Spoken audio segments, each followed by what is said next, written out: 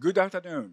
I am Norimitsu, Chairman of the Technology Committee of the Japan Carbon Fiber Manufacturers Association. Today, I will introduce our Carbon Fiber Sustainability Vision 2050 that we have published in 2022. This vision summarizes our activities and the direction the industry should aim toward 2050, considering the Japanese government 2050 carbon neutrality declaration. This slide shows today's contents. First, let me introduce what the Japan Carbon Fiber Manufacturers Association is. Second, I will provide an overview of the vision, including its background and its creation, and the past efforts related to global warming countermeasures and the long-term vision. Finally, I will conclude this presentation.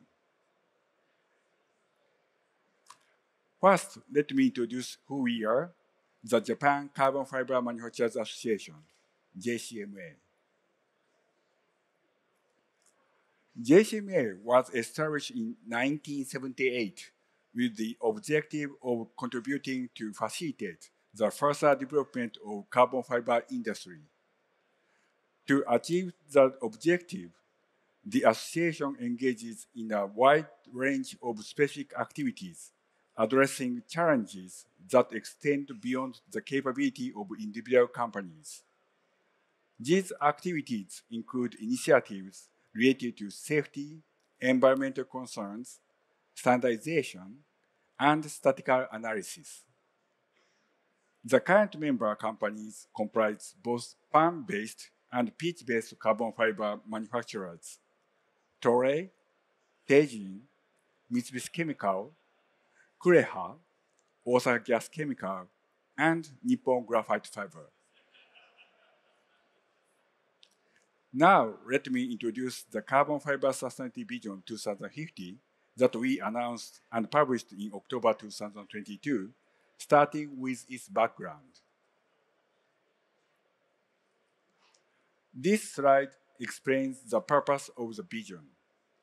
Known for its exceptional specific strengths and modules, carbon fiber is a material that significantly enhances the performance of various applications, such as airplanes, wind turbines, and automotives. JCMA has taken a unique approach to assessing the environmental impact of carbon fiber production using the data directly from production facilities. We have published and updated life cycle inventory data of carbon fiber.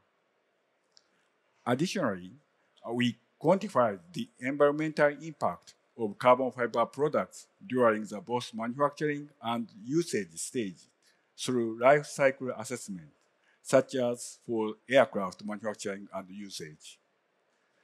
The results are also published with their carbon dioxide emission reduction effects.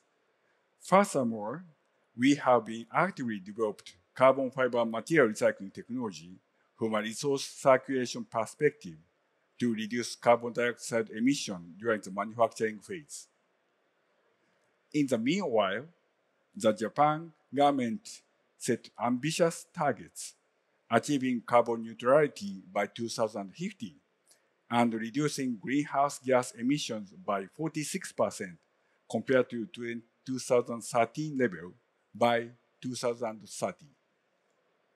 In response, JCMA compiled a long-term outlook from the standpoint of environmental conservation, specifically the area where carbon fiber can make the most significant contribution. Today, I can introduce only a part of the vision. However, please search the Japan Carbon Fibers Manufacturers Association and download the entire document at our website, where its English version is also available. Here is the table of the contents for our vision. In this presentation, I will focus on the section titled Number 4, Global Warming Countermeasure Efforts by JCMA. Specifically, I will introduce number 1, global warming countermeasure efforts to date, and number 2, long-term vision for global warming countermeasures. Now, let me introduce our efforts toward global warming countermeasures to date. Our activity can be primarily categorized into 3 main areas. Let's begin with LCI calculation of carbon fiber. Regarding the environmental impact of carbon fiber, there are numerous theoretical values and extrapolated data available worldwide. However, the JCMA stands out as the only industry organization globally that directly measures LCI data for carbon fiber using actual production data from manufacturing facilities. The blue highlighted area represents the manufacturing process for PAN-based carbon fiber. It outlines the scope of their foreground data collection. The manufacturing process consists of 3 stages: polymerization, spinning, and carbonization. The larger gray highlighted area represents the overall calculation scope. The unit process were assessed from gate to gate, while the life cycle inventory data, considering the raw material inputs, followed a cradle-to-gate approach. Let us take a look at the trend in carbon dioxide emission data from our LCI studies. The subject is high-strength carbon fiber with modulus of 230 to 250 gigapascal. In our latest data, published in 2022, it was calculated that producing 1 kilogram carbon fiber results in emitting approximately 19.8 kilograms of carbon dioxide, decreasing about 1/3 in 20 years. Now, let me introduce JCMA LCA model of carbon fiber applications. At JCMA, we have analyzed life cycle assessment models for carbon fiber application based on the LCI data. These models specifically focus on application in aircraft, wind turbine, and automotive. Let's take the example of aircraft, which we analyze with support from academia and industries. By applying a CFRP, aircraft achieve significant carbon dioxide reduction effects through improved fuel efficiency. Traditionally, CFRP was only used in their specific components like flaps or spoilers. However, by expanding its use to include fuselage, main wings, and empennage, up to 50% by weight of the aircraft structure can now be composed of CFRP. As a result, the overall aircraft structure can become 20% lighter, leading to approximately 7% improvement in fuel efficiency in operation. Considering an aircraft used over a 10-year period, each aircraft can reduce carbon dioxide emission by approximately 27,000 metric tons. When we convert this to a per-ton basis for carbon fiber, the result is that while carbon fiber emits around 20 metric tons in the production, during its entire life cycle, including application operation, carbon fiber contributes to a remarkable reduction of 1,400 metric tons of carbon dioxide emission, a 70 times impact. This underscores the crucial role of carbon fiber in achieving sustainable and environmentally friendly transportation solutions. In our vision document, we also introduce models related to carbon fiber in addition to aircraft. These models include wind turbines, automotive, and electric vehicles. Third, let me introduce our efforts in the area of carbon fiber material recycling. JCMA has a long history of commitment to recycling. As the carbon fiber market grew, it became clear that relying solely on landfill disposal was not sustainable. Around 1997, JCMA initiated investigations into effective disposal methods with PAN-based carbon fiber manufacturers. Entering the 2000s, with support from government, JCMA continued research and practical studies on carbon fiber material recycling. Notably, from 2006 to 2011, a government-supported project established a pilot plant in Fukuoka Prefecture's Omusa City. This plant had an annual processing capacity of 700 metric tons and served as a platform for demonstration studies. From 2012 onward, this research was handed over to Carbon Fiber Recycling Technology Development Association, formed by 3 PAN-based carbon fiber manufacturers. The association further advanced the technology. Having accomplished the goal of establishing recycling technology for carbon fiber, the association dissolved in 2015. Currently, individual companies are progressing with development and commercialization efforts.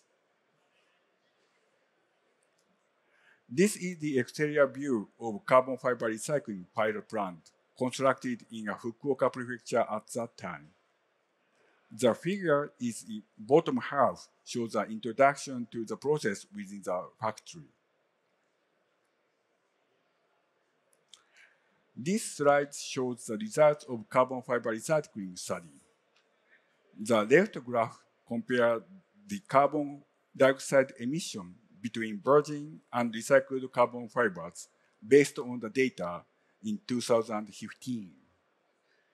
It shows that using recycled carbon fiber can reduce emissions to approximately 1/8 to 1/9 of the virgin carbon fiber emissions, indicating an improvement in life cycle assessment. On the right, the table presents a comparison of the latest LCI data for virgin and recycled carbon fibers. As mentioned earlier, while individual companies are progressing with development towards commercialization of carbon fiber recycling, the industry efforts continue in a different form. For instance, in ISO TC61 SC13, Working Group 8 with scope of a recycled fiber was established in September 2023 to accelerate the expand of the use of recycled fiber. Our representatives are actively involved. Additionally, JCMA cooperated with the Japan Automotive Manufacturers Association to investigate the appropriate conditions for thermal recovery and chemical recycling of CFRP, supported by JFA, Japan Foundation for Advanced Auto Recycling. As explained, carbon fiber significantly contribute to energy efficiency during its application operations, making it an environmentally friendly material. However, to achieve the goal of a carbon-neutral society, further efforts are necessary to reduce carbon dioxide emissions during the carbon fiber manufacturing phase. While I've provided an overview of JCMA's past initiative, now let's go into our vision for the future. This slide shows possible technologies for carbon dioxide emission reduction during the carbon fiber manufacturing. In terms of carbon dioxide emission reduction measures during the carbon fiber manufacturing, several strategies come to mind. However, industry-specific efforts have limitations, and broader actions are essential. These include as external industry efforts, such as reduction of carbon dioxide emission factor of electric power by electric power company, zero emission grid power supply, and carbon dioxide reduction in upstream process. As intra-industry efforts, we need improvement of productivity and product yield in carbon fiber manufacturing process, fuel conversion for in-house power plants, steam production plants, and use of bio-based raw material, which means bio-based acrylonitrile. Furthermore, production of carbon fiber recycling and increase of recycled carbon fiber distribution ratio and introduction of CCS, CCU technology should be promoted with the external collaborations. These combined efforts will contribute to reduce carbon dioxide emission during carbon fiber manufacturing. Based on measures mentioned in the previous slide, we have summarized the vision for how much carbon dioxide emission can be technically reduced when producing the 1 kilogram of carbon fiber. Firstly, the black dashed line in the diagram represents business as usual scenario with the external efforts beyond the industry, such as the carbon fiber raw material manufacturing process and utility procurement like electricity. The green band illustrates the impact of carbon dioxide reduction measures within the industry in addition to business as usual scenario. Predicting the carbon dioxide emission reduction effects achievable solely through external efforts, we anticipate about 20% reduction by 2030 and about 30% reduction by 2050 compared to 2013 levels. When considering internal industry efforts, such as fuel conversion and process enhancements, along with increased circulation of recycled carbon fiber, we expect 30 to 47% reduction in carbon dioxide emission by 2030. Considering the strengthening, these initiatives could lead to 78 to 97% reduction by 2050 compared to 2013 levels. The remaining minimal carbon dioxide emission primarily come from reaction byproducts in the raw materials. However, by switching to bio-based raw materials or implementing technology like a CCS, CCU, we can effectively achieve near zero emissions. Furthermore, achieving carbon dioxide emission reduction measures for carbon fiber and realizing the carbon neutral state requires significant challenges that extend beyond the carbon fiber industry. Government and the other industry supports play a crucial role in overcoming these challenges. Here summarizes our proposal. First, support for low carbon technology development is necessary, including introduction of equipment that contribute to low carbonization or decarbonization, early establishment of power generation technology that can be implemented using decarbonized fuel, and acceleration of development and social implementation of manufacturing technologies of bio-based raw materials and CCS, CCU technologies. Second, establishment of scheme to continuously promote decarbonization is needed. such as various types of support for the development of carbon fiber recycling business, and establishment of scheme in which society as a whole bears cost increase of such an fuel conversion. Third, it's necessary to have stable and affordable supply of decarbonized energy, achieving zero emission by 2050 for electric power supplied by electric power companies. Let me summarize today's presentation. JCMA has been comparing carbon fiber LCI data, quantifying the effect of reducing carbon dioxide emission through the use of carbon fiber, and working on recycling issues. As for long-term vision, carbon dioxide emission during the carbon fiber manufacturing can be reduced close to zero in 2050 from technical point of view.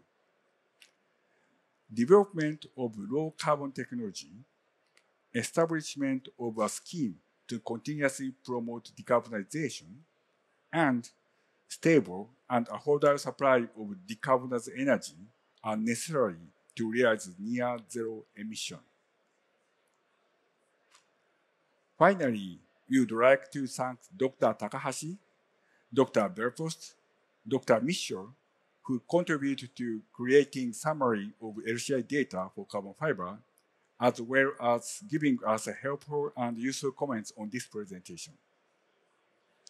Now, if you have a question and comments, we are happy to discuss at the speakers meeting zone. Thank you very much for your attention.